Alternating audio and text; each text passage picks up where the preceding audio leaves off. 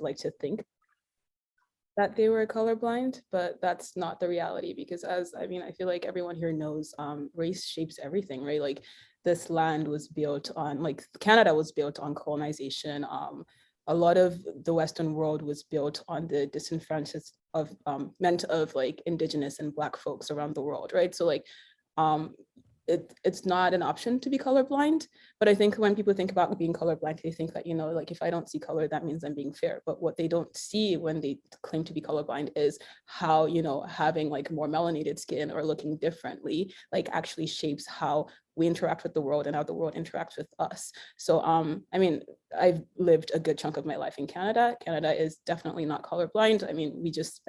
A lot of us talked about how, when we came here instantly, we were made aware of the fact that we were different. So I do think that, there needs to be more of a conversation around that. And I think that while some people might be well-meaning when they say that, they're colorblind, it's actually extremely harmful, because there is a lot of like research has shown, we know it as individuals who are marginalized, that there is a lot of disparities in the Black community, whether you're like Black Canadian or like African Canadian. And if we don't have these discussions, if we don't like, and one of the things Canada is terrible at is collecting data, right? If we don't collect the data, how are we supposed to address the issues that we currently have? So yeah, if they claim to be colorblind, while it's well-meaning, it's not a good thing, right? Because we need to come to a solution where, we need to find a solution where we can address a lot of the gaps that exist, and we can address the discrimination that many of us face in various aspects of our life. Very well said. I'll go to Jessie next. I feel like Kasaya really articulated a lot of the things I was thinking and feeling about this question. And just another thing to add is that I feel like for a lot of people, that race isn't a problem for them. It's not an issue they experience personally. Race can be an uncomfortable topic for people to discuss. And I feel like the whole notion of color blindness is just a way to avoid those uncomfortable conversations. And to me, it kind of strikes me as a cop-out, like instead of addressing these problems, just being like, oh, well, I don't see color, so it's fine. I don't think it's possible to separate race from any social issue or any individual's identity in the way they move through the world. Very well said. We'll go to Anj. Yeah, I think that's a card that's definitely played, and the way that I see it, it's said to absolve themselves of the responsibility that things like systemic racism has had effect on all of us here in the room. So for me, it's a way to really just push it to the side and not have that conversation.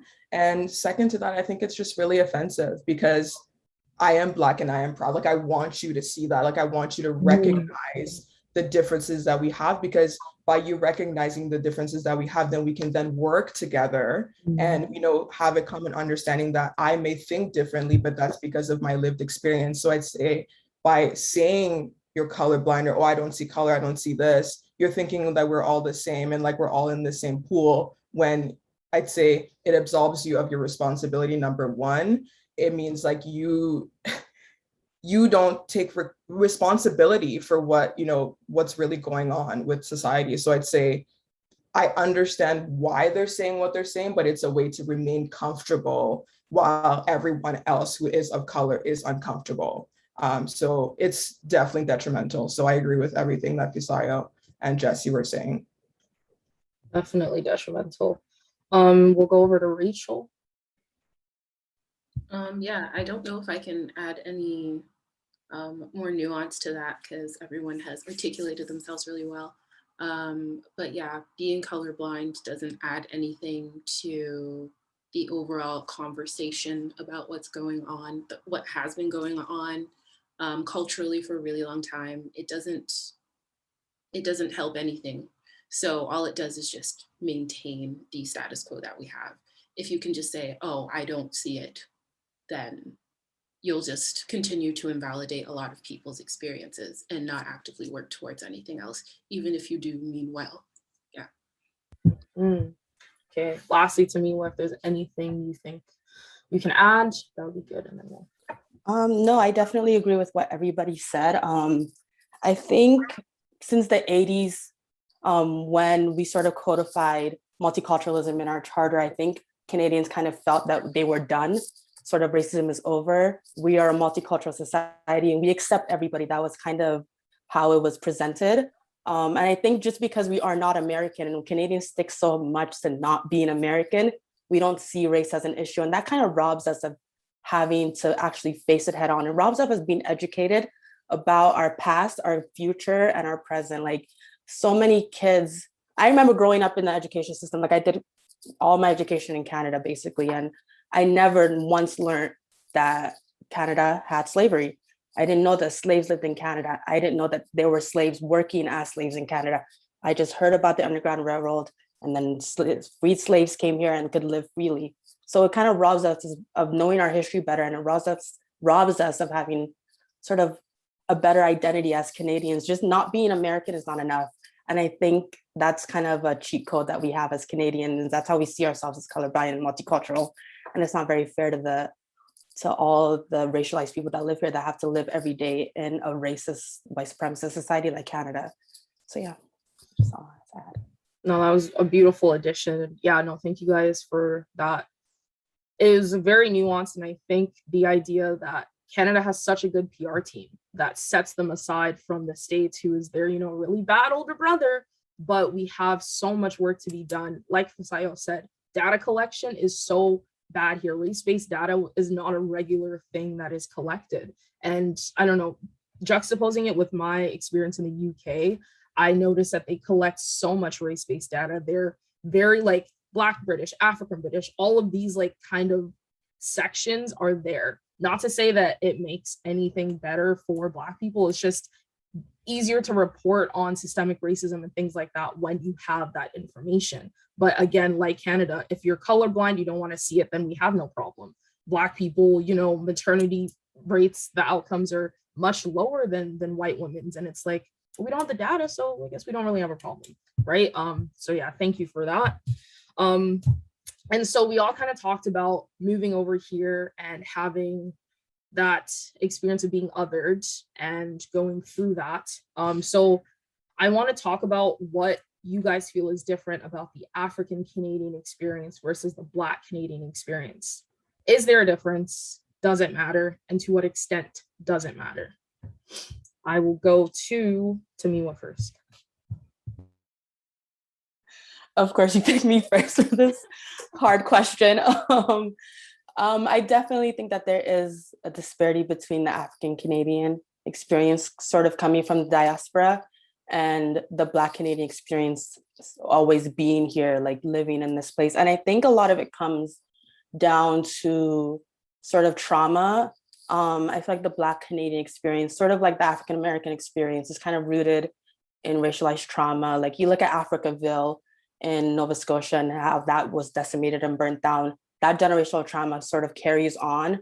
I think it's very hard to say because as an African Canadian, like and coming here from as an immigrant, there's a different level of your experience. Like being an immigrant is not an easy experience, but also being a Black Canadian and having that generational trauma and having those experiences also not an easy experience. So I definitely think that there is a difference. I think it comes down to a lot of the background and how you view yourself and how you view your world. Whereas if you are Black Canadian, you can't go anywhere else. Like this is your home. I could, if I needed to, I could go back to Nigeria. I could flee and be around my people. You are stuck here. You don't have anywhere else to set your roots down. So I think sort of that is a bit different. Yeah, but no, very good points. We'll go to Jessie next. In my opinion, I feel like it's hard for me to speak on what the Black Canadian experience is. We'll go to Fisayo and then we'll come back to Jessie. Yeah, I agree with a lot of what Tamiwa said. My take on it is there is a difference, but there's a lot of similarity. Like I'm African Canadian, but I'm also Black Canadian, right? And like I'm going to experience the world as a Black Canadian. When people see me, they're not gonna, well, I mean, there are people who will think that I'm African instantly, regardless of whether I'm from here or not. But ultimately the thing that people see first is my Blackness, and there's no way for me to remove that. So I do think there's a lot of overlap. I agree with Tomiwa in the sense that like we have like, I have Nigeria to call home. I have Canada to call home. I have that option, right? And I came here with a lot of my like knowledge about, you know, my ethnicity, my background, you know, like there's a lot of like cultural knowledge that was passed on to me. And in that, I find a lot of security, which I think has definitely helped me navigate the system here, a lot of the racism that I've experienced, right? Having that security, having that concreteness in my identity. And it definitely helped with me even bridging my like identity as a Nigerian and a Canadian, right? Where I can hold both without feeling any kind of like dissonance or dispute within myself. But I will say though, like, but even as Africans, we are just also like, there's 54 countries in Africa, right? There's a lot of diversity in our culture. So even in that sense, I think that like, even just like African Canadian is a very broad term that doesn't really encapsulate like, you know, the uniqueness and diversity of ourselves and how we experience the world and, you know, how we see things. So this is a difficult question, but the one thing that I did want to touch upon is I feel like because we do have a different background if we're delineating like Black Canadians as folks who, you know, have that history in Canada. I feel like a lot of, I mean, okay, maybe I should speak more specifically for like Nigerians just because that's where I'm from. Like there's a lot of ignorance when it comes to how Black Canadians experience the world here. Like, I think a lot of the times when we come like without knowledge, like we tend to take the side of the colonizers. We tend to come here with that attitude of, you know, I can pull myself from the bootstrap, I'm better. So like, we don't really have the ability to understand like, you know, history and how people got to where they are. And sometimes that makes us terrible allies. And it also allows white folks to use us as a way to validate their really problematic views when it comes to racism. And that's the thing for me that like stuck out to me in this question. I was like, I feel like I needed to touch on that because I think we need to be better as people. And like, just me thinking about my education in Nigeria, we didn't learn a lot of history. So I can understand how, you know, the ignorance can exist. But I think that coming here, there are means that like we came here as an option. Like we came here to this land because we wanted to, which means usually, and like this isn't to generalize, but there is a lot more resources on our side. Like you tend to have a little bit more social capital. Oh, I'm so sorry. A lot of like financial capital, like just more. So that means that we also have an education too, right? Because as you immigrate to Canada, you are required to have a certain level of education. That means that we have the ability to actually do the research and be better. And I really hope that, and I can see that, you know, around the conversations that happened over the summer of 2020, like a lot of the people in my life who said a lot of ignorant things are better. There's more of an understanding, but I think we need to be able to look beyond how racism impacts us, because I'm so sorry, like our folks can understand racism when it specifically impacts them, but then are not able sometimes to attribute that to other people. And I think we need to be better at that, and we need to be better allies. But like I said, there is a lot of overlap, but that difference comes in the fact that, you know, we come from, we have our own like historical and cultural roots. Facts. That was, yeah, very good point brought up there. We'll go back to Jesse and then we'll go to Anj. Okay, hopefully my connection is a little bit better this time. So I really appreciated a lot of the things that Fisaya just said, because those were perspectives that I hadn't really thought about. So that's an interesting way to answer that question. But coming from the African Canadian side, I think the point I was initially trying to make was just saying that that shock factor that we all experienced when we first moved to this country, I feel like that in and of itself is a unique experience. So coming from from a more of a homogenous society, moving to somewhere like Canada, and then all of a sudden you're kind of thrusted into this whole new world, and then learning how to navigate these new sets of difficulties and circumstances. And I even feel like for our parents' generation too, that was a whole different set of hurdles that they had to deal with, learning a whole new financial system, professional system, legal system, all of those things. On top of the otherness, I feel like all of those kind of contributing factors made it even more difficult to navigate your experience here. Wonderful. Thank you for that. And over to you, Anj. Yeah, so many great points, by the way, team. Like that was very nuanced, your answers there, Fisayo, as well. Honestly, I would say our roots are still fresh. I was just talking to a Somalian sister the other day, and we were just talking about that, like our roots from back home, like you can still like feel them. And I think that that gives us a certain amount of strength and security in the way that we navigate and move in Canada.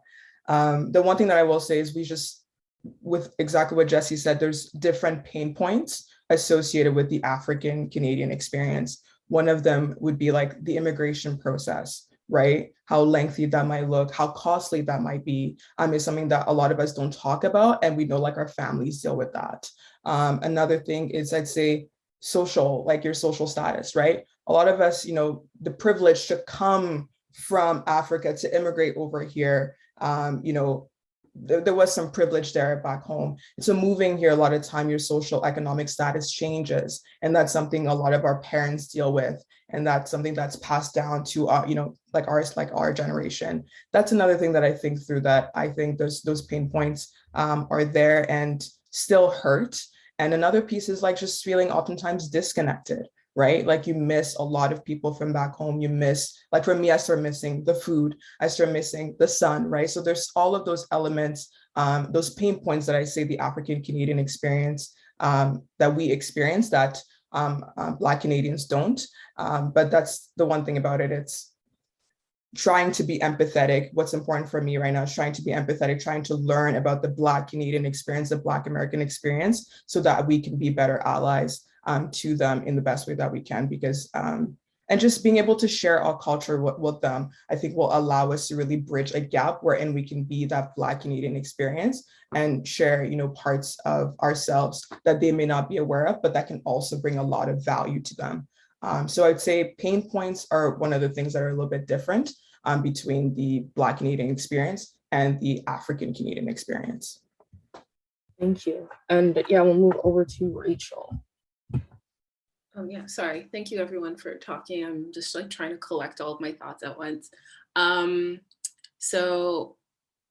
was something that Fisayo said in particular. I think it was about like us particularly, well, some of us being from a Nigerian background and coming here with a certain level of like socioeconomic power that we could kind of like, not necessarily power, but we have some type of footing that we can transfer over when we move to Canada or immigrate to Canada.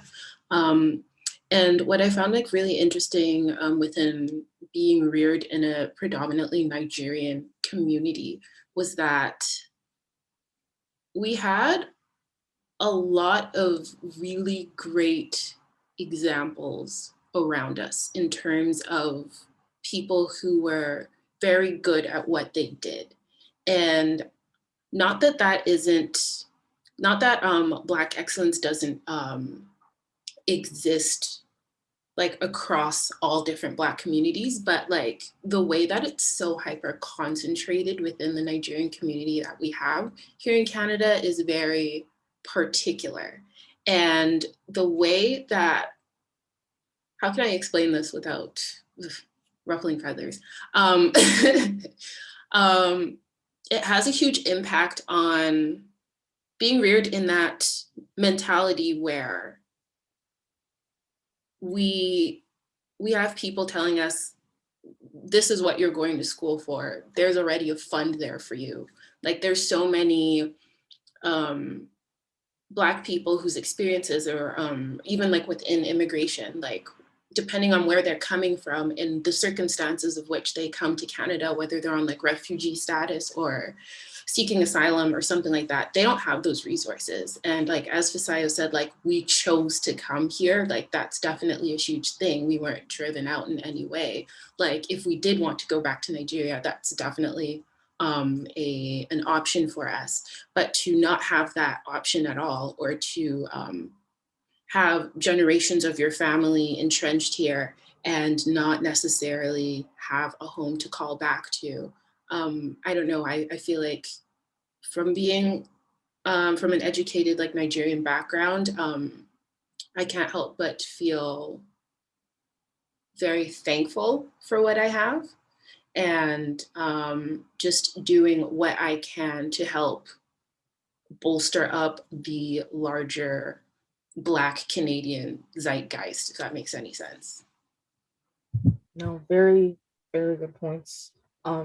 Yeah, so many different things about our privilege as, you know, Nigerians or Africans whiter to be able to come here. Also coupled with, you know, not necessarily all kinfolk being all skin folk being kinfolk over here and coming up against, you know, differing views and things like that. I think, yeah, it's all very, it's difficult to put concrete wording into the differences and what extent it does matter. But I think your final point about, you know, us doing our best to lift up our brethren who, you know, don't have the same backing, who don't have the same people or things propping them up is really integral. And yeah, we can continue, Rachel.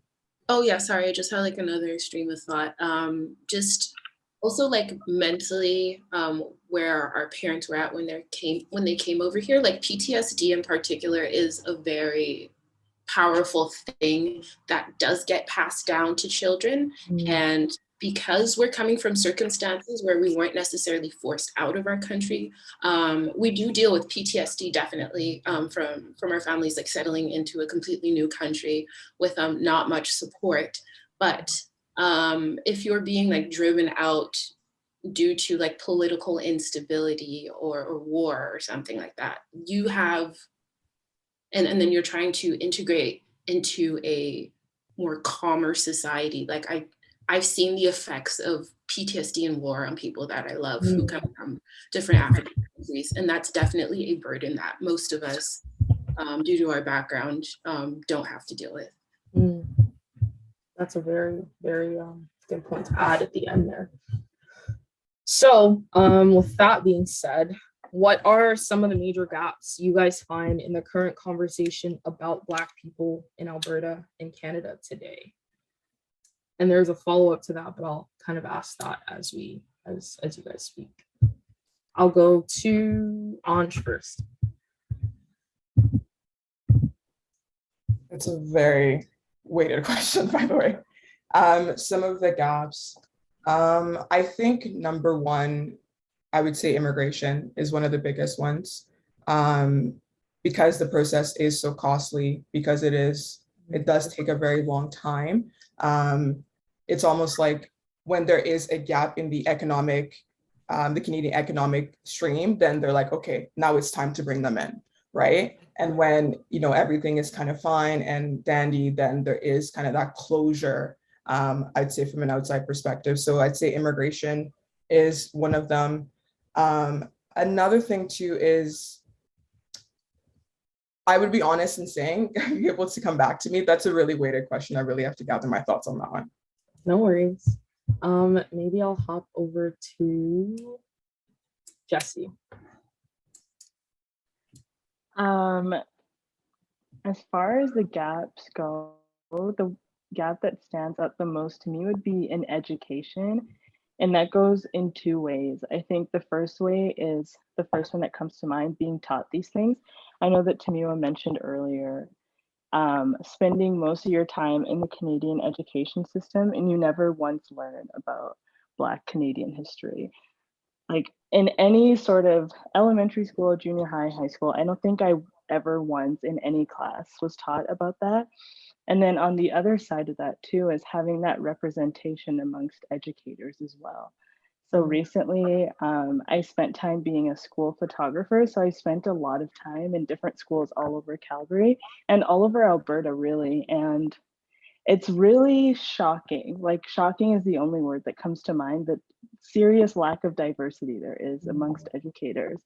And I feel like just having that hole and having that missing piece also leads to African Canadian and Black Canadian students having a harder time with that whole factor of otherness. You have little kids or teenagers experiencing microaggressions from their teachers, even because nobody looks like them. When the people that are in charge of your learning don't care to see it from your perspective, don't care to enrich their own knowledge and education in order to impart that on their students of all races and on all backgrounds. Clearly there's going to be a disconnect there, right? So I was really shocked and disheartened to see the lack of not just Black, but other minority educators in our city. Mm. So I think that is an essential problem that needs to be addressed. Very true. Very true. Very good points.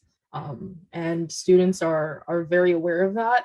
64% of students are like don't see themselves reflected in their curriculum, and they don't see themselves reflected in staff across Alberta. So yeah, no, what you're saying is backed by these findings and things. So yeah, you can give us your last point, Jesse. Yeah, I just wanted to comment on that statistic that you just shared, which is crazy because I think my first Black teacher was in university, my third year of university. So I started school in Canada when I was 7. So I was in the second grade. I did not have one single Black teacher teach me a class until I was 20 or 21 in university. So that says a lot, right? That says more than any words could say. That's wild. And yeah, thank you for that last tidbit. Back to you, Anj. You've collected your thoughts. Yeah, I did. One of the biggest things, so I have a background in tech, so in enterprise software development. One of the things is I never saw, I think I was always the only Black woman in the room. That was one of the biggest, I'd say, challenges with seeing your growth in corporate, especially in tech, is not being able to see yourself in leadership position and especially in executive positions. So I'd say that's a really, really big one. Another one is the arts, right? I know for us, we've got Jesse and we've got Rachel in the room, but that's also another big thing. Obviously, a lot of those things can come from our own families and, pushing us towards a certain route. But I do think that the Canadian government does have responsibility in providing more avenues and more, specific opportunities for Black folks, especially Black women. So I'd say women in tech, Black women in tech, and especially Black women in arts. So more opportunities to allow us to see the possibilities that can actually come from applying ourselves in those worlds. Wonderfully said. We'll go over to Rachel. Yeah, as somebody who born and raised in Alberta. My family immigrated here, I believe, in the very early 80s, maybe 1980 on the dot. They've been here for a really long time. And my dad's been teaching in the Alberta school system since the 80s or 90s, and just repeatedly, no matter where he went, he was definitely the only Black person. He's taught on reserves. He's taught in very small towns. He's taught high school. He's been a principal at one point. So for me, I grew up in a pretty multicultural. Funny enough, I always just happened to skip the all white environment for some reason. So when I grew up in Alberta, in Edmonton in particular, I grew up in a very multicultural area, which was predominantly a Sikh or Hindu area. And then when I moved to Fort McMurray, it just happened to be around the time where all the Nigerian families started flooding into Fort McMurray. Hence why I know Tomiwa, KG, and Fisayo as well.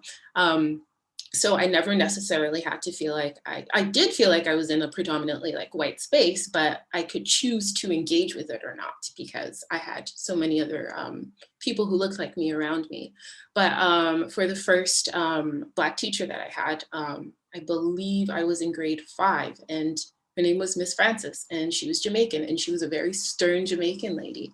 And until after that, I never had a Black teacher again, unless I count my father, but I wasn't allowed to take any of his classes. But he taught at the high school that I went to, so I would see him around.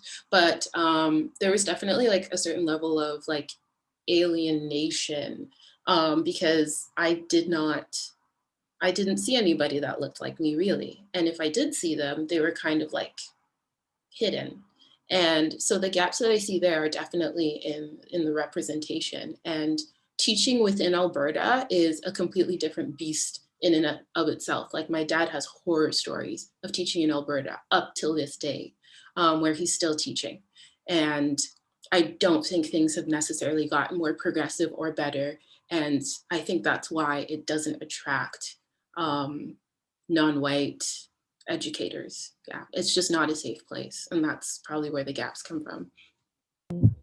Yeah, I'm gonna let Fasayo and then Sami will go before I round this question up. But yeah, no, brilliant thoughts, Rachel. And yeah, there's just so much to think about when it comes to education, especially in Alberta. Over to you, Fasayo. That I wanted to talk about. Like when I saw the question, one of the things that also came to mind, and we discussed this earlier, is just the makeup of the Black population in Alberta. So when we think about the States, many of the Black folks there are people who have been like, have historical roots there and have been there for generations.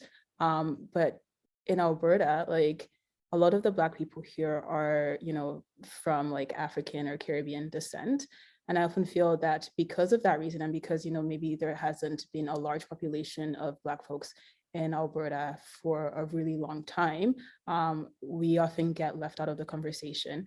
And it's interesting because obviously anti-Black racism is always been a thing, and everyone here can attest to having to deal with it. But with the summer, like, you know, the things that happened over the summer of 2020, it became the focus of conversation, and suddenly people are well, at least attempting to listen, or, you know, attempting to do things that support Black communities and elevate us. And honestly, a lot of what Rachel said struck a chord with me, because while we are having these conversations, I feel like a lot of the solutions that people put in place is just like, you know, tokenizing us.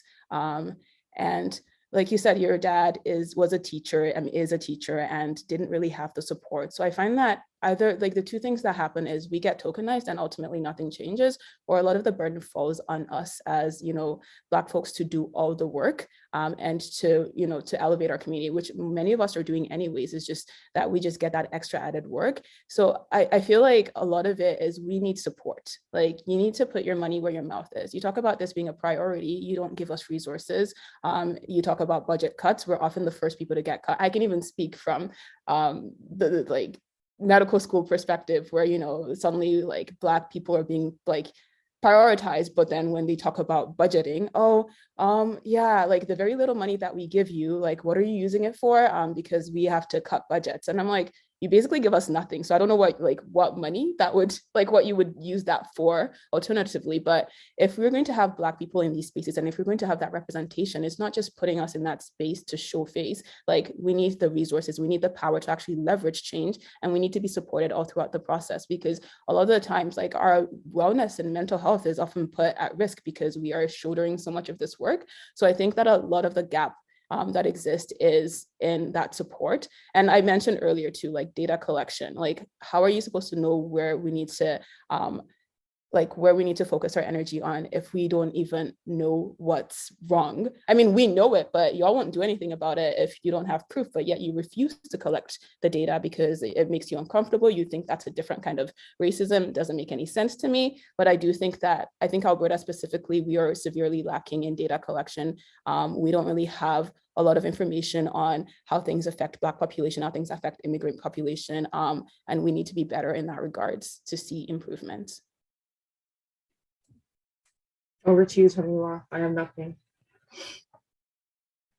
Yeah, everybody touched on simply every single point I was going to say, specifically to Sayo when she talked about sort of putting your money where your mouth is. I was going to talk about how I think the Canadian government has to step up a lot when it comes to funding these initiatives, and so they sort of have a responsibility of upholding Black voices and creating Black spaces. And she made the point, Tasayo made the point of like when funding does get cut, it happens in Black spaces.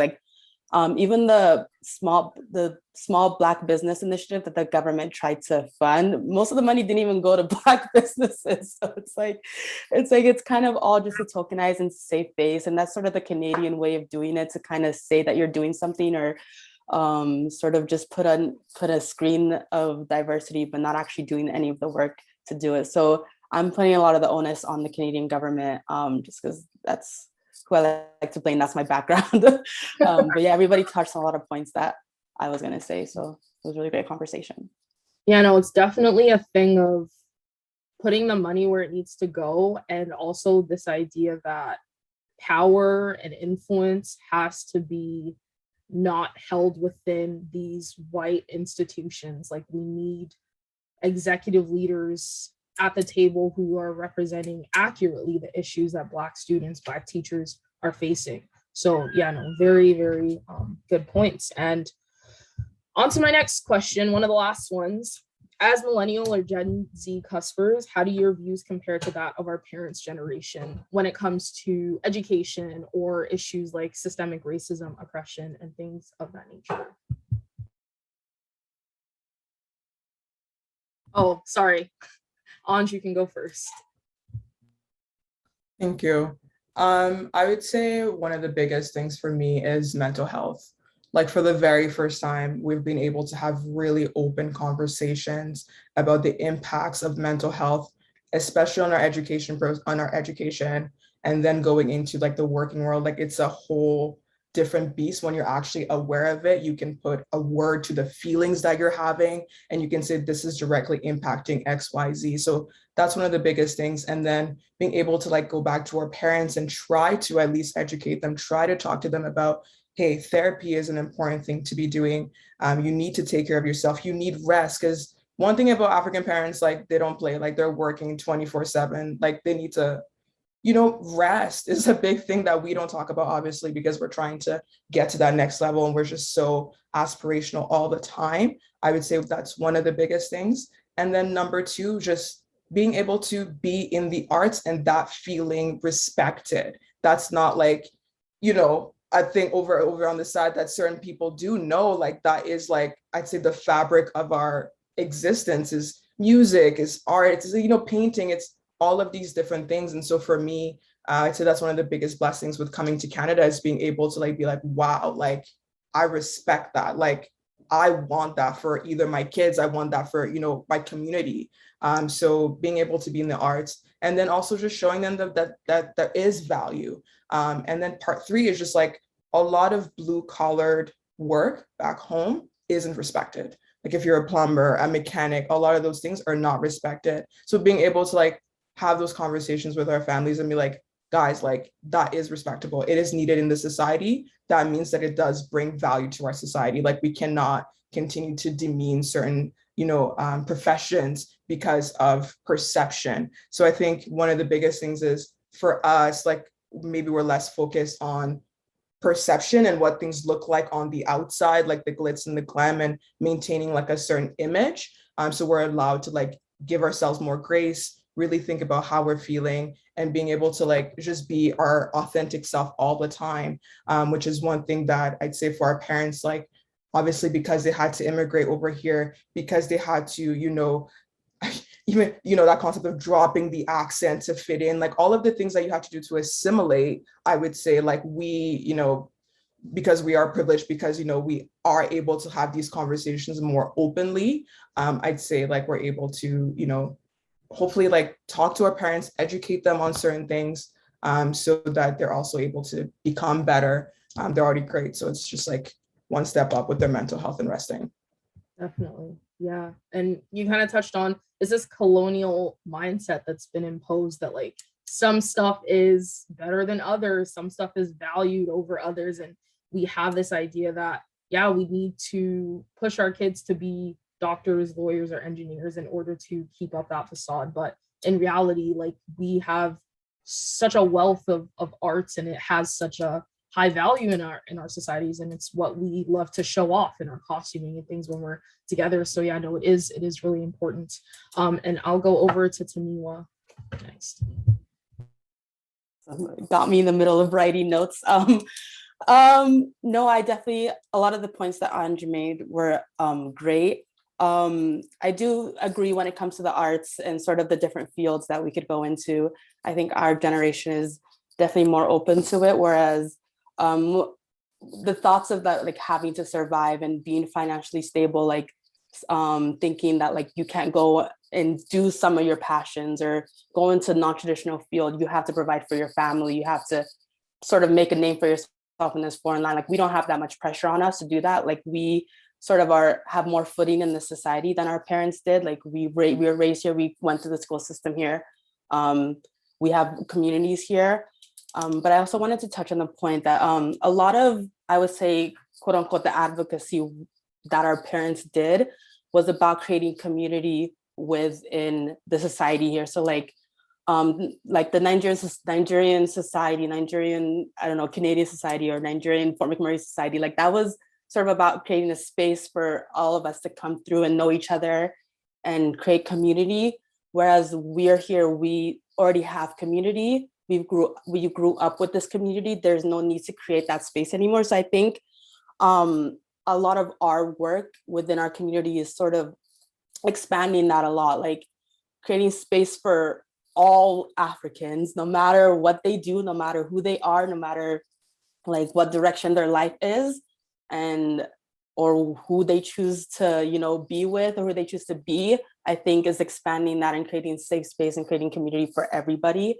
Whereas our parents were more trying to just find each other and have a sense of community, have roots down here. We already have roots down here. We can expand on that. We can sort of see the different levels. We can do it intersectionally. That's the word.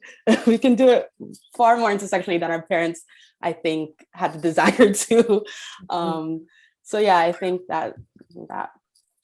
That's beautiful, and that kind of speaks to the heart of this initial panel discussion. Like, I want to bring different voices together and expand what it means to be African. You know, taking the baton that our parents have and taking it to that next level. That makes it a reflection of who we are growing up in this space.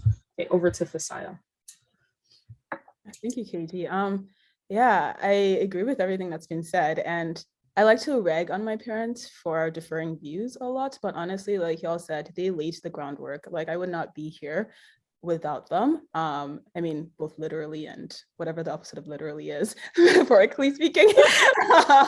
But honestly, no, I'm very grateful because I'm not going to be able to sit here and speak about these things and like, you know, the opportunities that I've had if it wasn't for the sacrifices that they made. And I think like the older I get, the more I recognize that. And the question you asked was, do you think that we have opposing or differing views, or how does our view differ? How does it compare? How does it compare, right? So I think, yeah, definitely my parents and I disagree on a lot of things and we have very differing views, but I think that as time has gone by and like the older that I've gotten, the more I've been able to level and reason with them. Like we've been able to kind of come to an understanding. Sometimes, you know, it takes a while, but I do think that there's definitely been more openness with my parents than I would say just a few years ago. And there's something I wanted to touch on, I can't remember now. Okay, you can put your hand up if you remember. Okay, we'll go Jesse and then Rachel. I think that something that is different amongst our generation than our parents' generation is that we kind of, I think, to be able to theorize is a privilege in and of itself. So we have that upper hand because when they were migrating to this country, their number one concern was to get their career started, put a roof over their kids' heads, and bring money home every 2 weeks or whatever the case was. And I think that since they have laid that foundation for us, we then have the privilege to move forward from there. So I think we're in a better position to also demand things from institutions. I think in their generation, it was more of a thing of, well, I don't want to step on any toes because I just moved here. I need this job. But we are in a position where we have options. So we kind of have the power and the ability to approach institutions and approach educators and say, this is what I need, this is what my community needs, and we have the support to go from there. Beautifully said. And then lastly, Rachel. Oh yeah, I have like so many like traveling thoughts about like this topic in particular, right? Like what I find very different, just because like I'm the youngest in my family, but there's like a huge age gap between like me and my older siblings and me. So my parents they're pretty old. They're old people. They're senior citizens. And so there's definitely like a huge like mental gap between like boomers who came here in the 80s as compared to their like 20-something-year-old daughter, like growing up in Canada. And one thing that I found, what was the key word again? The comparative views that we have is that, and this is definitely like what Fasaya was saying about like the groundwork that our parents have laid. Like, I definitely don't have to operate from a place of fear, I feel, because I have definitely way less responsibilities than they did when they came here. I believe they came here, like my mom was like maybe 20, 21 when she came to Canada. She already had a kid. And my parents both came here on student visas. So I can't imagine trying to build a life like that and to continue to have children on top of that. But to try and build a life where there's so many structures that are against you and you like have no economic footing. As Andrew was talking about, like when in terms of like going down different economic avenues, like choosing something outside of the doctor, lawyer, engineer. I'm definitely like a poster child. I would even say a trailblazer within our community, because I don't really know that many people who just went into the arts head first without a backup plan. I dropped out of college. I decided to move out to Vancouver pretty much to pursue design school. And then once I finished design school, just like hustled as an artist. And now I'm at a point where like I can say my father fully respects me in what I do. But I definitely was put in a position where I had the footing to do that. And that's something I'll definitely never take for granted. And also just the mentality that was like instilled in me with being able to express myself creatively no matter what kind of duress is around me. Like as Angie was talking about before, especially with mental health, like within the Black community and specifically within the African community, especially being able to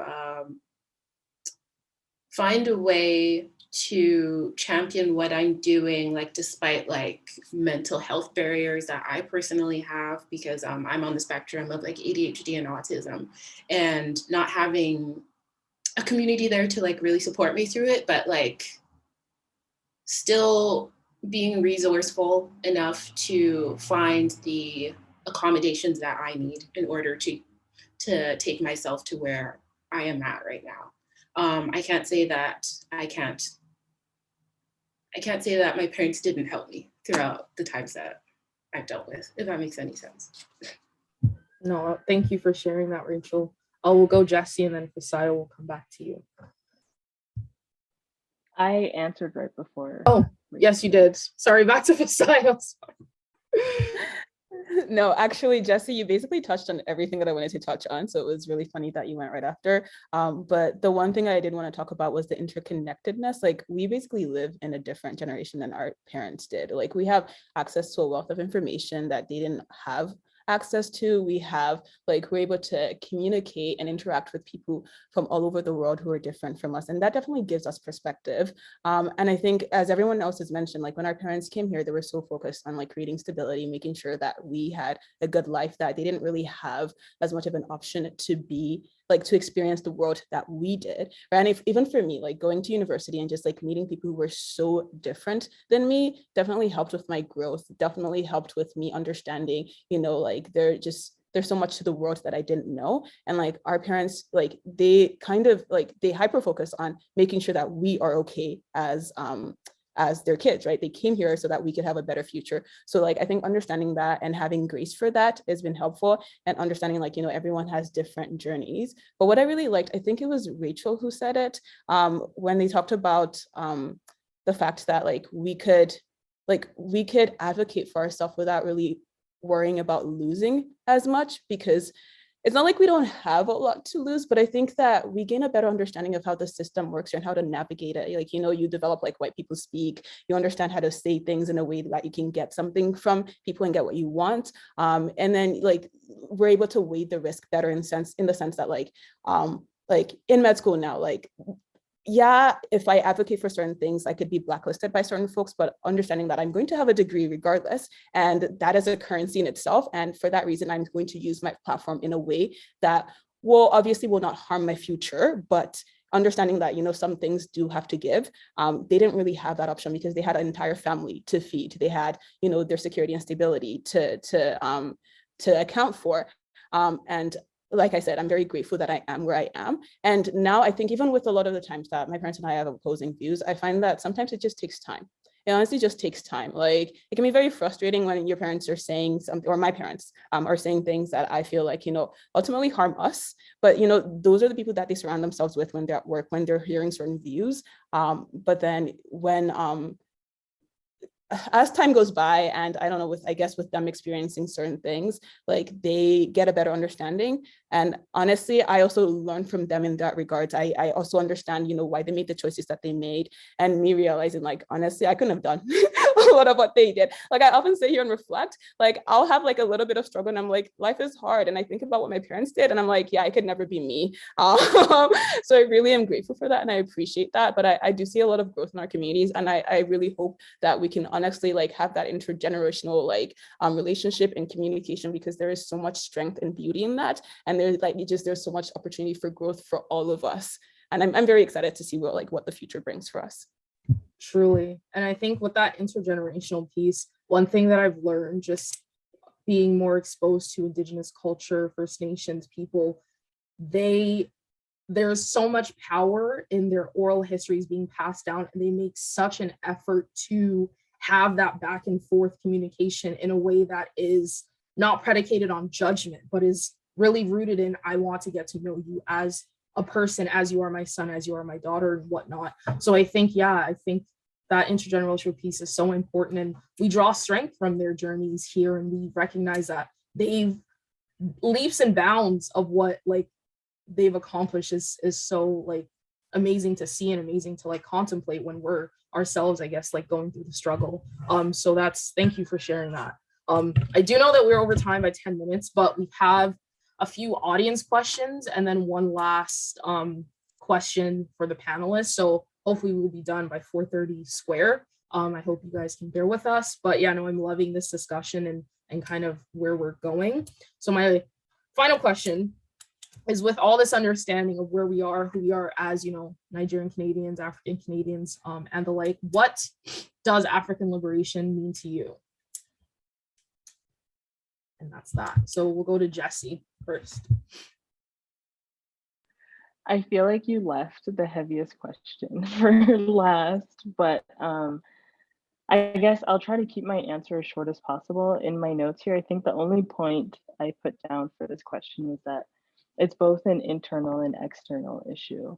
So of course we do, I think our first instinct is to jump to the external issue. Obviously, colonialism is a huge problem and is most of the reason why we are where we are today.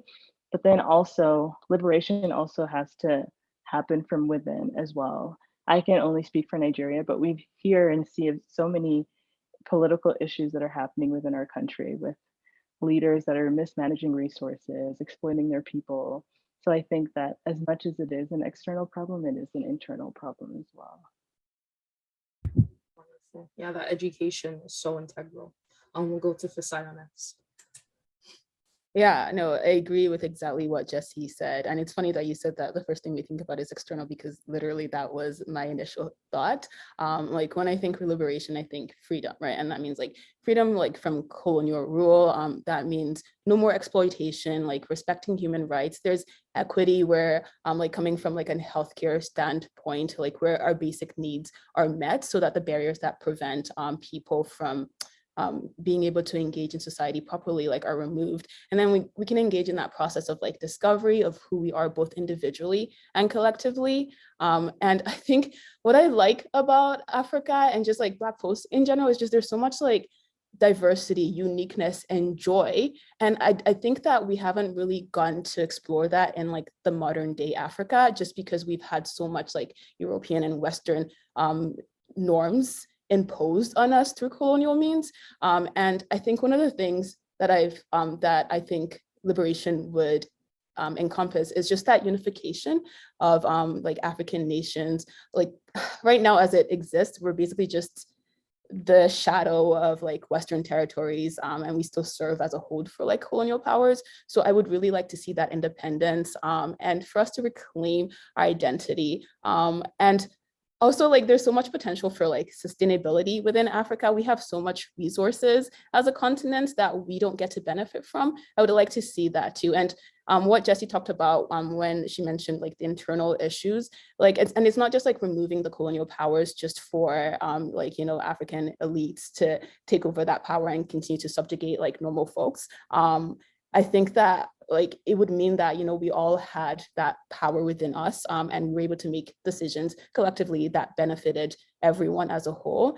And also like one thing that I think about when I think about liberation is like Pan-Africanism. Just like, you know, there's, I feel like if like Africa can't be free, like at least sub-Saharan Africa with like Black folks, if like Black folks everywhere isn't. And then we see that too, like with like the Pan-African movement in the late 1950s, like 1960s, where you know, the civil rights movement was happening in the States. And then that's also when many of the African nations started to gain independence. I just feel like collectively as a whole, like there's so much power in our ability to collaborate, and there's so much shared joy and uniqueness. And liberation for me just means being able to reclaim our history, our identity in a way that's not necessarily removed from the colonial past, because that's important to, you know, understand how we can move forward, but just like it isn't so rooted in like how we see ourselves. And yeah, I enjoyed this question, but I have so many thoughts. I will just let other people speak.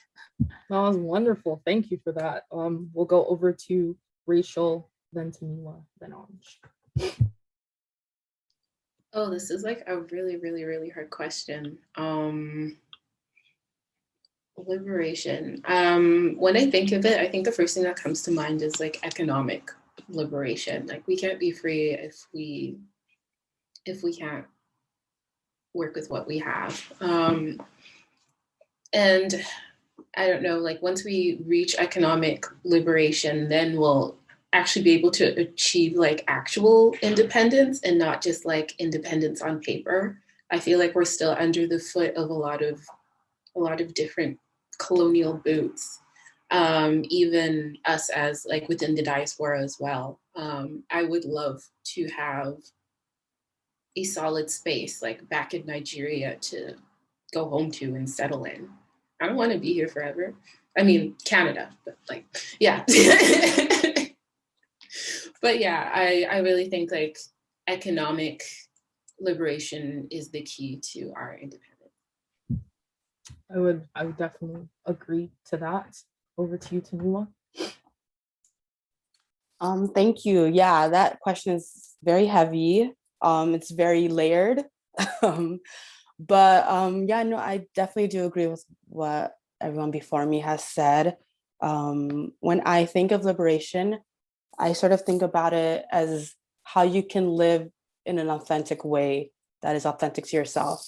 And I think a lot of people in Africa, people in diaspora, don't have a good guide as to what it is to be authentic and to live in an authentically African way. I think a lot of the ways that we see Africanism and we see even being Nigerian is rooted in colonialism, rooted in what we learn in school through a colonial lens. We're stripped of sort of our traditions, we're stripped of our oral traditions, we're stripped of our histories, we're stripped of a lot of the things that make us see Africa in a way that is more holistic. We don't learn about our histories. Even in Nigeria, we don't learn about our histories. We don't learn about the diversity that is within our histories and within our teachings, just because everything is done in such a colonial lens. We're learning British literature, we're learning from a British system, and then you come to the diaspora, you're learning from a Canadian and American system. So I don't think that allows us to be truly liberated, because we're not seen, we're not able to be authentic. So yeah, I think sort of breaking down the colonial ways of thinking, sort of reclaiming what it means to be African, reclaiming our traditions, reclaiming our heritage, because a lot of our traditions are so progressive, so vastly progressive, that it is the colonial mindset that keeps us regressive, that keeps us so conservative. But yeah, no, and I'm of the perspective that I don't think sort of a liberation will come in the hands of capitalism. This might be a little bit controversial. Yes, but I think capitalism continues to fail our continent. If you look at WHO loans, if you look at the World Bank loans, like it doesn't serve us. Capitalism is sort of a system that corrupts at every level, in my opinion, and that's why you have leaders that take and don't give, and you have colonial leaders that take and take, and it isn't beneficial. So I do think economic liberation is possible, but I don't think that would be a way to get there. Yeah. Talked about capitalism. I'm ready to go, but I'll let Anj go ahead and take it. And we'll hit some. I know you said that, and I was like, yes, let's go. Okay, so I loved it. No, all you ladies said so many things that I was thinking through and trying to see if I can add something of value. And one of my thoughts around it is we need to own the means of production. Like, our resources cannot be owned by other people, first and foremost. And I understand why it is that way, because obviously you've got the corrupt elites who you give a little check and they think that check is a big deal. And then that does not get propagated through to the actual people. And for that to be overturned, in my opinion, number one, we have to stop glorifying the West. There is this huge thing, you go back home, they think you're royalty, they see. We need to be able to go home, I say, as people on this panel, and just be very frank about the experiences that we had in Canada and in the US as well, because they think it's all roses. They think there's mansions everywhere. Like, no, there aren't. There's homelessness, there's poverty, there's food insecurity. And I think our African brethren back home are not aware of the disproportionate, literally lived experiences out here. So I think if we're able to go back home and literally try to educate them on the reality of, listen, you have the sun, you have your fresh food, you have everything available to you. That's one piece. Obviously, that doesn't help us to gain the means of production, but it allows us to stop glorifying the West and actually have more pride in the land that we come from. And then when we look at how do we actually get towards owning the means of production, I would say we are privileged in the sense that our capital over here is a big, big, big deal back home. If there is no one, from their diaspora who's going back home and allowing, giving opportunity, like I'll give you an example. I'm from Liberia. The unemployment rate is 70%. Like, can you imagine not having the opportunity? Because you've got people who are so driven, they just don't have the opportunity. So if we're able to give them the opportunities, number one, of education. Okay, you learn something. Where are you going to work when the pool of job is like this and there's so much nepotism?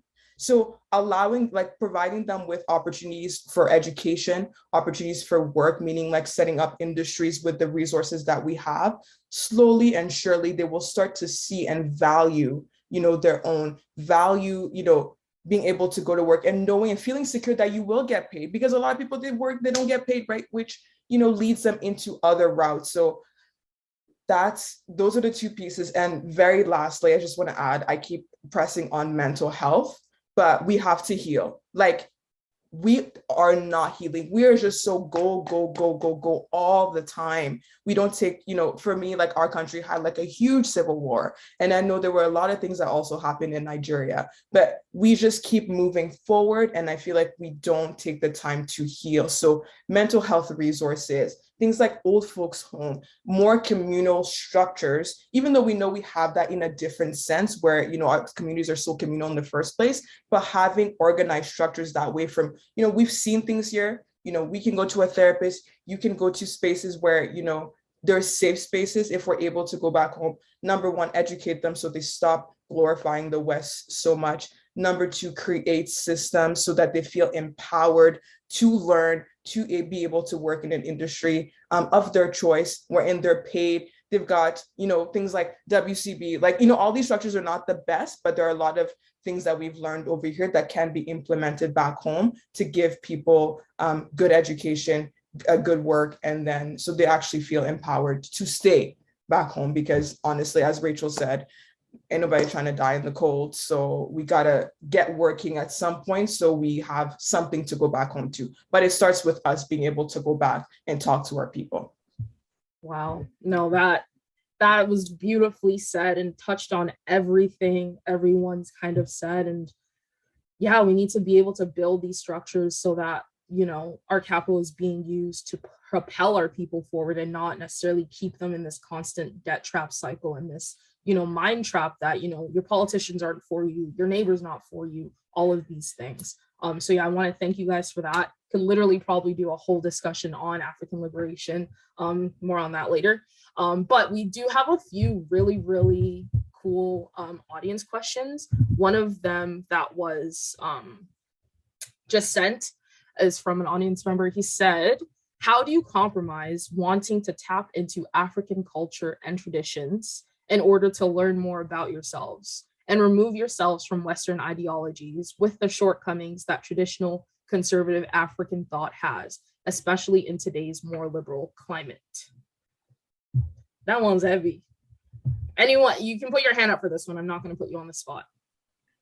Rachel, go ahead. And I'll put it in the chat as well so you can refer back to it. I'll try and be like as concise as possible. I've struggled with that before in the past. If you're speaking specifically in the context of, what was it? Sorry, I'm trying to go back to the question. Liberal. So how do you compromise wanting to tap into African culture? Okay, yeah. Western cultures and traditions. Like particularly, I don't know why my brain just automatically went towards like faith systems. But I don't know if a lot of people can relate to this, but like being reared in like if your parents came to this country with like a really deep entrenched like faith system, whether it was like Islam or like for my family I could speak for Christianity, it's very hard to kind of tap back into what your traditional African your African traditions were, just because there's so much anti traditional spirituality. Yeah, there's so much that's like built into like what we do and what we say and how we structure like faith within our homes, and by extension how we structure or how we communicate in terms of like our languages spoken at home or the food that's made at home. Particularly like my family's from a smaller Nigerian tribe. There's probably only around like 1 million or less than 1 million actual speakers of the tribe, which is Biram. And so my parents were like immigrating to Canada and then coming across actual Nigerian communities, but then still being felt that they were like smaller, minorities within that context. It was like very hard for them to completely carry over their traditions, because at the same time, if you go back home, it's like everything just gets swallowed up by the larger population. So it's like if you move to Canada, it's like your culture gets swallowed up by the assimilation of Canadian culture. But if you go back to Nigeria, it gets swallowed by the larger tribes within Nigeria. All I can say, like for me, like the best thing that I did for myself was because it was like very hard for my parents to teach and to pass down certain things to me. So it was like finding communities online, language speaking courses. I remember finding, I don't know how, but I remember finding a Bible that was like completely written in my dad's language, and I bought it for him. And that was something that was like really, really rare that I've like never actually seen before. So it's like doing whatever you can possible to like just maintain what you have, because if you don't, it will get lost. It will get lost. It will get washed over. Messiah. Yeah, that's a really good question, and I really appreciate your insight into that, Rachel. I was thinking about it, and one of the things that came to mind was cultures evolve, right? Like there is always going to be things that are good and bad about cultures, and that's both our traditional culture and like, you know, the culture here in Western world. And I think what's really helped me with navigating that is just like understanding that, you know, there's a larger culture that exists, and then, you know, we're the individuals. And I think that it's more so learning more about yourself, what's important to you, and being able to take you know, what adds to your identity from each part, right? Like it's not all bad here in the Western world. And like even with Nigerian, a lot of the like, I mean, I guess Yoruba, like culturally, like there's a lot of really cool things, but it's not always, there's still some things that I think right now in this modern day world are kind of problematic. I think it's just understanding it, looking, knowing where, again, I'm a big advocate of knowing where we came from, because I feel like it really gives me a lot of security in who I am, and it just helps me understand and navigate the world better. So I think just having that knowledge, having that context, but also, you know, taking the things that are valuable to you from that and passing them on, right? Like we are the future generation. We get to create, we get to kind of choose how our culture evolves, right? And I think that just having like all of that in mind is something that will be very helpful. And like I said before, like knowing where I came from, understanding things, even when I don't necessarily agree with it, has definitely helped me solidify my identity in myself, like as Nigerian and Canadian. And I think just, I don't know if I'm like, this is really helpful, but I think just, yeah, like paying attention, doing the research. And one thing that Rachel said that I really liked is the language. Like language is actually very illuminating. Like it does a good job of just helping understand so much about ourselves. Like when I think about things in Yoruba, like there's so much beauty in it. There's so much that I didn't even realize existed just within that language that really helps with the way I viewed the world, even with how I speak English sometimes, which is why I struggle with words. But I think just, yeah, keeping that in mind and like holding that while you navigate the world is something that I found helpful for me. Thank you for that. I think we have to round up here. Oh no, Anju, put your hand up very quickly and then we will round up.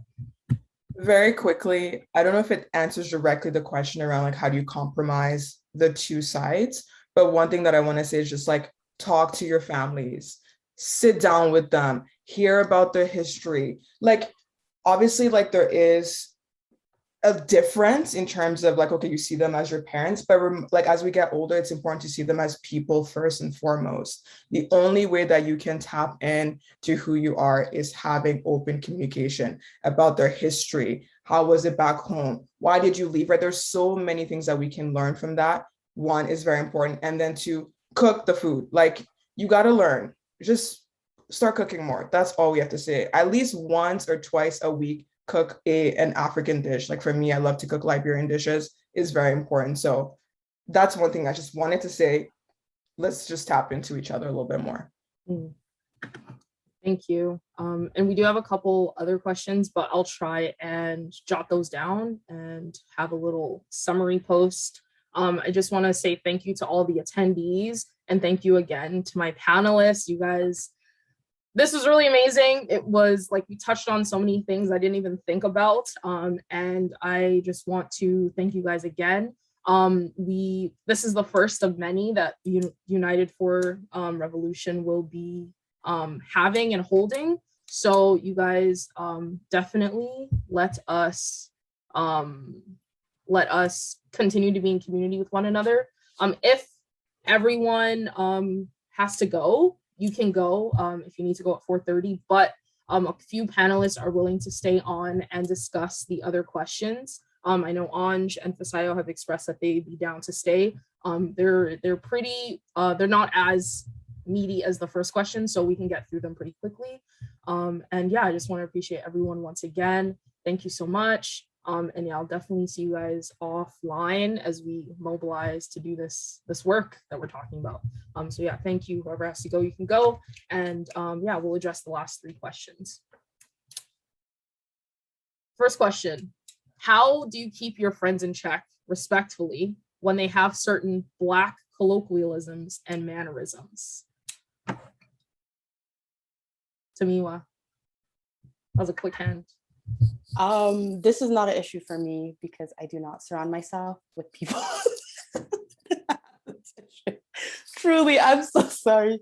It's a non-issue. But if I ever were to come across this, and if anybody were to feel comfortable around me enough to do that, I think I would have to check internally and say, what vibes am I giving off that they think that they can do this around me? But in a serious matter, I think if you do value that friendship and you don't want to cut them off, I think it is important to have that conversation of saying, this is what you're doing is wrong. This is why how you're saying it is wrong. This is the history behind it. Obviously, you don't have to be a teacher to everybody, and you can sincerely cut that person off if you want to. But if you do value that friendship and you do want to see it as an opportunity, you can provide resources and have an open, honest conversation with them as to what they're doing is wrong, as to why they're doing what they're doing is wrong, and why certain phrases shouldn't be said by them. So yeah, just have a conversation, and if they don't change, you can kick them off. Messiah. Yeah, I really appreciate everything Tomiwa said because I honestly agree with that. Like, I have too many problems in this life, and that is not one I need to add to my list. But one of the things that I really liked that you said is, like, if you value this relationship with this person, you tend to you discuss it with them. And one of the things that I look for in friendships with people is an openness, right? Like, I understand that everyone is at different stages of their life with their journey, but I think that what I really like, the reason I value openness is that ability to have a conversation, and that person coming out of that conversation, with a renewed lens, like that ability to grow and change. So I think that if, you're in a relationship with this person, like friendship or whatever, like, and you're able to talk about it with them and express why it makes you uncomfortable, I think go for it.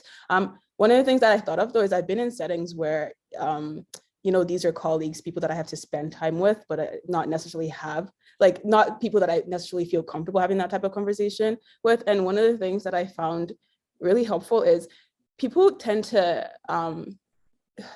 get uncomfortable or like lash out when you question them or you tell them, they did something wrong. So more so just asking it in a question form. Like if they're making a joke or saying things, it's just like, oh, I don't really understand. Can you explain it to me? And then when they're not able to, or when they're really uncomfortable, then, hopefully they can sit with their thoughts and reflect on it. But I think, honestly, I found that to be the best way to do it. That's a very, very good point. Yeah, I know for me, it's like to me was said, like, they get a chance to kind of understand why their actions are negative. And then if, I don't see that growth, or we don't have a back and forth that leads to a collective understanding, you have to be cut off. I remember the most obvious of those were, I was having a discussion with colonialism in Canada and how borders are man-made and they don't really respect traditional things. And the person justified colonialism's end goal of, well, it brought us to where we are now, so why do we always spend so much time talking negatively about it? And so sent a long draft. I was like, these are the things you need to check in with. And this person wanted to be a medical student. So I was like, okay, you really, really need to understand this, because the summer before, he referred to POCs as colored, and I was just like, what are you doing here? And so obviously you didn't learn, and yeah, you just slowly have to cut someone off because the friendship isn't really worth your stress, your mental health kind of being degraded in that way. So thank you for that question. And then we have a question that was during our teachers, our exploration of Alberta's education and why it's flawed. And so with regards to representation within kind of primary schooling, do you think that there's a pressure to enter more elite fields of post-secondary study than education, which is causing the lack of representation in educators? So like people want to teach in universities as opposed to, the regular school system. Could that be why? Anji, you can go ahead. First and foremost, someone needs to teach me how to do the black hand, because I couldn't change the color of my hand. So I just wanted y'all to know I'm not. But yes, 100%. I think one of the things that we have to check in with ourselves as Africans is status is very important to us. And with that in mind, I know that that disproportionately affects our representation in a lot of different fields. So if we're able to tap into that, I think we're able to like really understand why there is a lack of representation.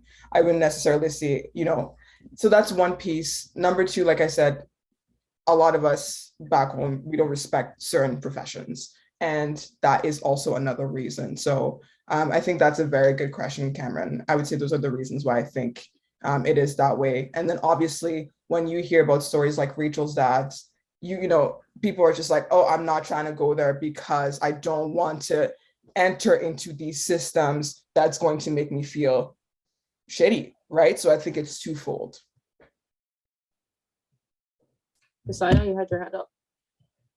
Yeah, you basically just said, like, I wanted to touch about on the last part, just because right now, even in secondary education, I see it where honestly, like they have tried to reach out to communities to increase representation, but you don't have the support. People in these positions there's so much put on them. And then like, they're often gaslit when they bring up concerns. Like there is so much in terms of like, the lack of support and like the distress that it causes folks in this position. So yeah, you're right that we don't value a lot of the like the teaching positions, but I also think that people who are interested see what it's like. And honestly, I've even said this, I was like, honestly, once I'm done with grad school, you're not gonna catch me in a faculty side of things, just because even as a student and someone who's very involved in student governing body, like it's exhausting. And I see it, and I see the lack of support. I see the, you know, like when there's like two Black people for everything Black related, hey, can we get you to do this? Hey, can we get you to do this? But there's no compensation for it. So you literally have 5 times the amount of work for the sole purpose of being Black, no support. And the things they ask you to do, oh, can you identify gaps? You do it, and they're like, oh, yeah, that's very important, but you know, we don't have the funding. We can't do so. Like, it just feels like a waste of time. There's so much frustration. And then like when they're trying to increase representation, it's not like you gotta go to the community, but they just post the job postings and they're like, you know, we'll put it in like, you know, like here, Africa Center in Edmonton or something like that. But the thing is, if people in the community, if they don't liaise with the community to see what it is that, you know, like how we can help with the situation and how we can address these gaps, then you are doing something and because you think that's going to address the solution, but it doesn't really a lot of the time. So I think it is multifaceted, but as you can tell, I feel a lot of frustration for the other side of things. But I do think that if, you know, people are actually, you know, willing to listen and put their money where their mouth is and provide the resources and let us be the one, like, let us be the one to elevate our community, give us the resources to do so, then there would be a lot of positive changes and we might actually see people flooding to these carriers. But unfortunately, that's not the reality as is today. Tamila. Yeah, I just want to quickly add to the point that Fisayo made. Just like Jessie, I never had a Black teacher until my 3rd year of university. Like, and I did grade 1 to grade 12 and university in Canada. So if I never thought that position was eligible to me. Like I had a faint idea that Rachel's dad was a teacher, but honestly, I was so young that nothing really happened up there. But when you don't see people that look like you in these positions, when you don't see that these positions are possible to you, you're not going to gravitate towards them. You're not going to see them as an option. And it's very hard to be a trailblazer. Nobody, like, it's a lot of pressure to put on yourself to kind of blaze your own path. So I think just not having people that represent you in these fields is very limiting to how we'll go about that. So yeah. Rachel. Yeah, just one last point. Just because like when you're comparing positions that are like elite versus ones that are not elite, like that is also very like categorizing language. And like one thing that I found, just like particularly like from my father, it's just that like, what is the incentive to be a teacher at all? To be honest, you don't get paid that much. And so that's why I feel like most people who do reach a certain education level just go straight towards post-secondary, because like at least you'll have like a little bit more flexibility. You'll definitely get more respect. You won't have to you're dealing with people who are paying like, I don't know, tens of thousands of dollars throughout their university career to to be taught by you, as opposed to being funneled through like a public system. And the public system in Canada has failed a lot of people, like a lot of people, not just Black people. And it's like, they don't even treat the white teachers down there well. So it's like, why would they treat the Black ones any better? Yeah, that was just, that was just like a little anecdote that I wanted to add. I think that's probably why we see such a discrepancy of like, I've definitely seen more Black educators within the context of like university and colleges, as opposed to like elementary school and middle school and high school. Mm-hmm. Wow, thank you for that. And the last question is, in your opinion, what is the difference between cultural appropriation versus appreciation, and where do you draw the line? I feel like my opinion on it is constantly evolving, just because like the world is getting progressively more globalized.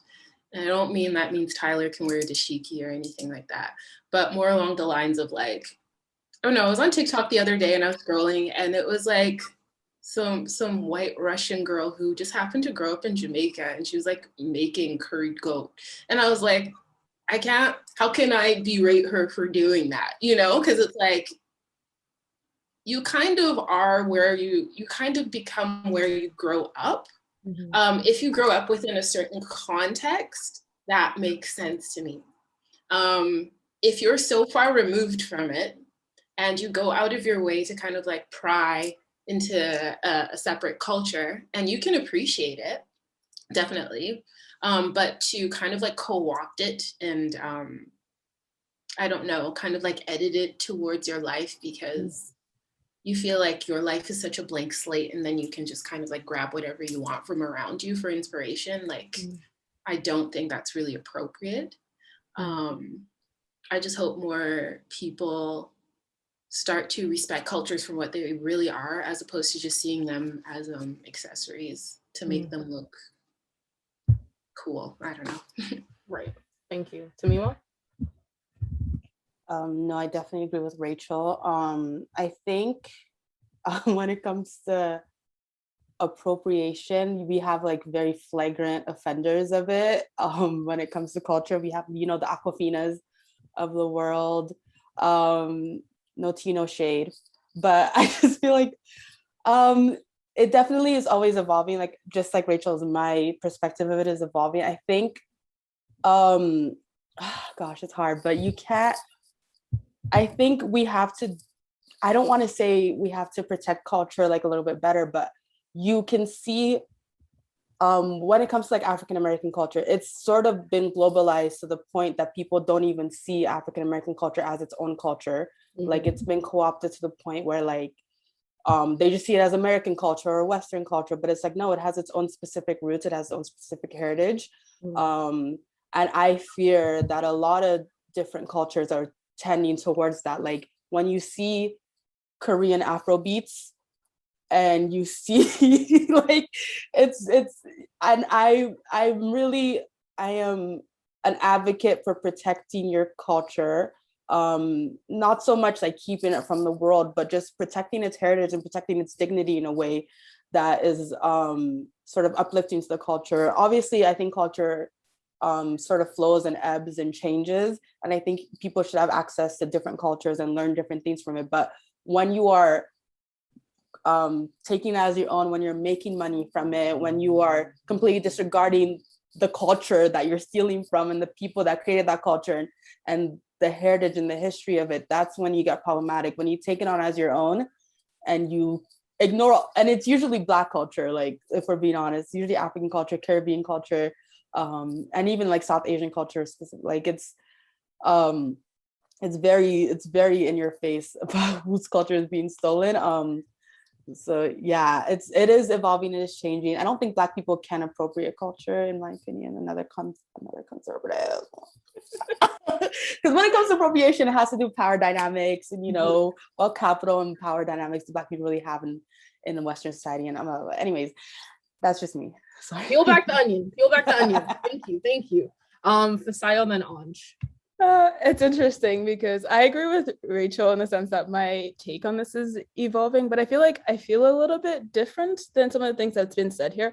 I do think that culture should be shared, but that's, and like we're meant to learn from each other, but that's also in an ideal world where we don't have the same histories that we do.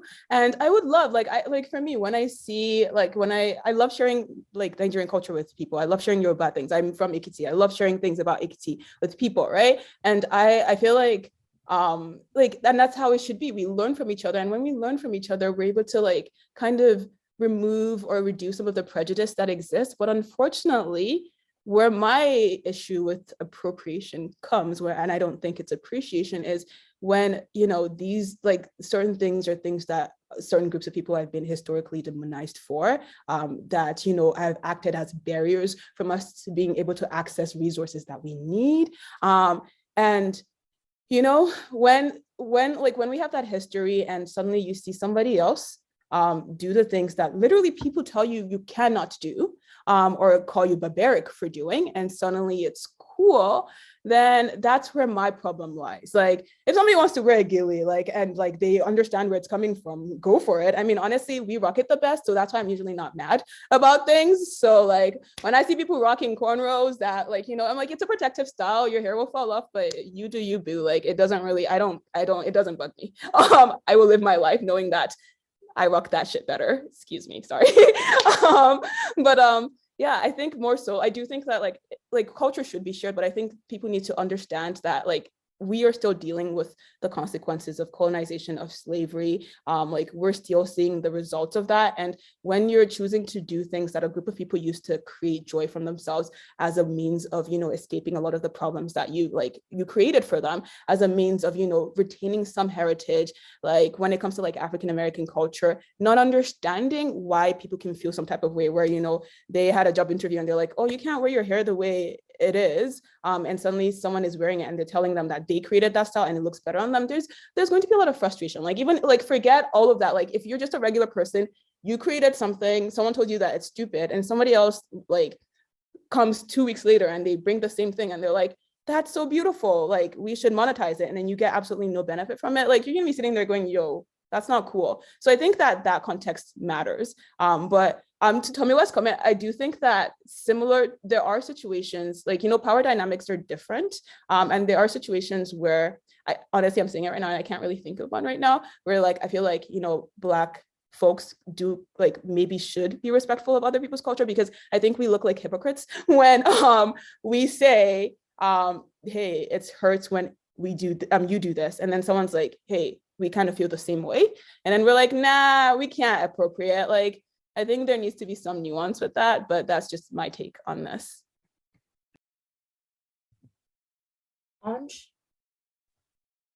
Honestly, I think I would say where I would draw the line is like, if you are being invited, for example, to either wear something because it's maybe like, you know, a celebration in some form, and we are inviting you into our space and we're giving you something to put on, or teaching you how to cook something, like, if you are invited, I think it is a form of, you can appreciate it.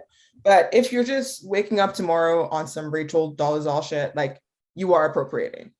I like, for me, I think it's with physicalities that to me really, really bothers me. Like, don't be braiding your hair. Like, The white simple. people dreads. There are just like certain things when you see it, it's just like very blatant. And I feel like, once again, it's being absolved of, oh, you know, this is universal, whatever. I think to me, that's what really, really bothers me. It's like when there are physical changes to look like us, like, that's weird. But obviously, who am I to tell? Well, I do tell them. Let me not say who am I to tell. I do tell them, but I would say that's my piece. If you are invited to share the culture with us, then you can appreciate it. If anything else, in my opinion, you are appropriating. And I understand that art over time has different derivatives. You know, you're just absorbing things in order to create something. So I think art is a little bit harder in that instance to judge, but obviously, like, they're very big blatant line with like Korean Afro beats. because you don't see us doing it, is all I have to say. So that's my only take. You know, if we are doing it, then maybe that's okay. But the fact that it's always other people using our things to make money and to profit off of it, to me, is just weird and awkward. Like, it's disrespectful. Truly. Yeah, and I think just to kind of round it up, there's two things I'm thinking about. I think the universalization of Black culture kind of is the reason we have this discussion of, well, then when is it like appropriation? And like when we see white people who grew up around Black people who have a Black accent, you cannot be angry at them for speaking in that way. And like we see people doing that. But in the case of like Aquafina using that accent in movies, and then you see her on the red carpet, completely different. It's like now we see the problem. Now we see the issue. And then I want to kind of go back to the sharing, because Indigenous culture is something that is so meaningful to them and they hold it in such high regard. And they are so willing to share the experience of their culture with people. And then you'll have someone on Halloween come and wear a headdress, and you expect that those people should be okay with it because you're celebrating their culture. Like there's a big difference. And I think for us as Nigerians, as Liberians, we need to put that value back into our culture and kind of say, this is how we want you to experience it, want you to use it, and anything outside of that you can't do. But yeah, no, I think that you guys all brought up really brilliant points, and I think that was a pretty good thing to end on, because, you know, we are Gen Zs, we're on TikTok, like so much is like together. It's like people think AAVE is now just how young people talk, and it's like that's not the case. We need to have that education piece. People need to know where language evolved from, know where culture came from, and have that nuance afforded to them. So yeah, thank you guys so much. Just want to lastly kind of do a little self promo. United for Revolution on Instagram. I'll be posting about future events that I'll be having. And I really just appreciate you guys for coming and sticking through it. You know, we are Africans. We move at the pace that we need to move at. So it ended at 5. And I want to thank the rest of the attendees for sticking through us. Thank you for your questions. Thank you for, you know, remaining engaged. And yeah, thank you again to these amazing panelists that I had. And I hope you guys all have a great day, and talk to you later. Bye. Bye, guys. Great work, KG. Yeah, Thank great you. work. Thank you. Thank you so much. Bye, guys.